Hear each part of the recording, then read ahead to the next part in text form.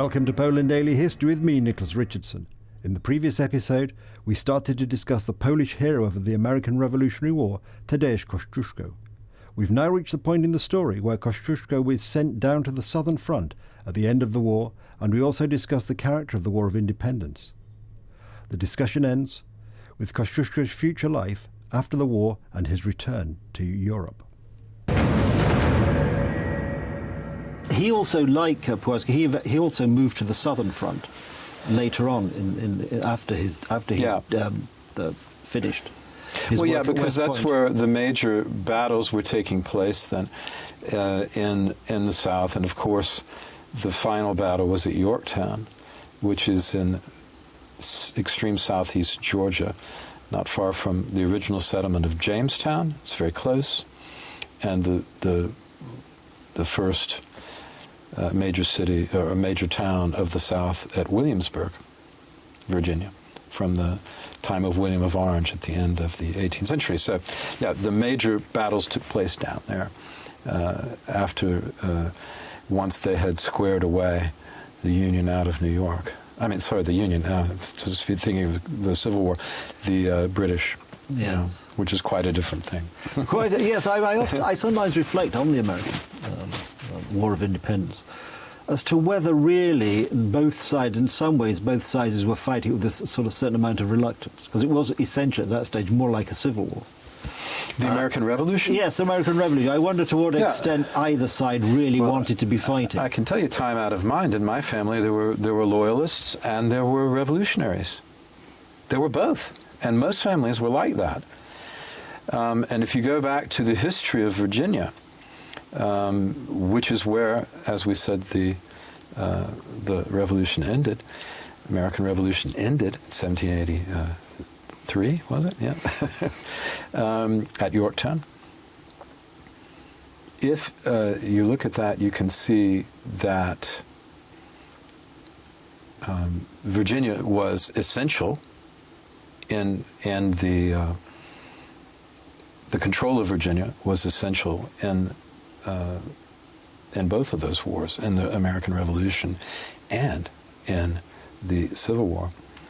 But history, anyway, the history shows you that Kościuszko, even, I believe, at Yorktown, was essential in building their fortifications and helping, or managing that, and helping them to reinforce against the British Navy, which had, sailed into up the York River. And you should see the battlefield. It's amazing. You can drive all the way around it in your car and with an audio, and boy, it explains everything that happened. And it's a fascinating experience, which I've done many times, hailing from Williamsburg, as I do. Yeah. Because when we get to 1783 with the Peace of Paris of the war, and of course then Kościuszko gets a bit upset because he hasn't been paid for 7 years. They didn't get paid. That's a recurrent problem. Which is interesting because he's an aristocrat, he didn't strike. But the first strike in the New World that we know about anyway was at Jamestown by Polish glassblowers. Yes. In the early 1600s. Jamestown was settled in 1607, and glassblowers at Jamestown struck and said, we are not going to do any work until we get paid. And, of course, Kościuszko had already done his work, and he's an aristocrat, he couldn't really stop. Well, he could just write the Charteriskis, they would give him some money. The Congress did promise him 500 acres if he stayed in America. Yeah, and if he stayed, he didn't stay. Something to it could be redeemed a year later. It's interesting, he refused to... Didn't he refuse the land? I can't remember.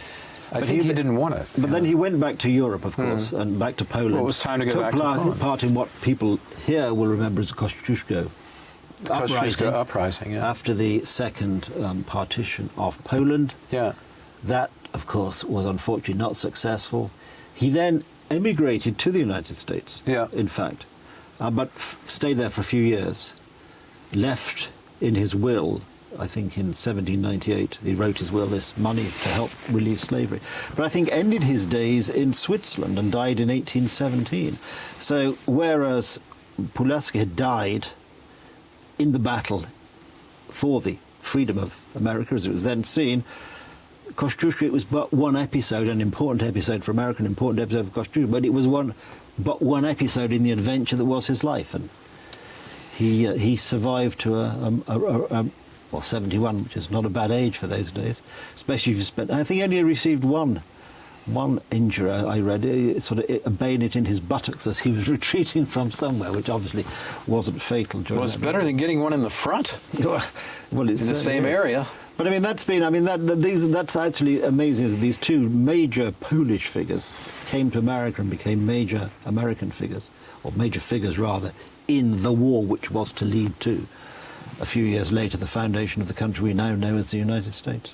Yeah, and I think another thing is that the Polish-American community celebrates both of them as a sort of antidote to this the Polish joke and the prejudice Indeed. against Poland because of that wave of immigration that came at the end of the 19th century, beginning of the 20th century, which were essentially displaced,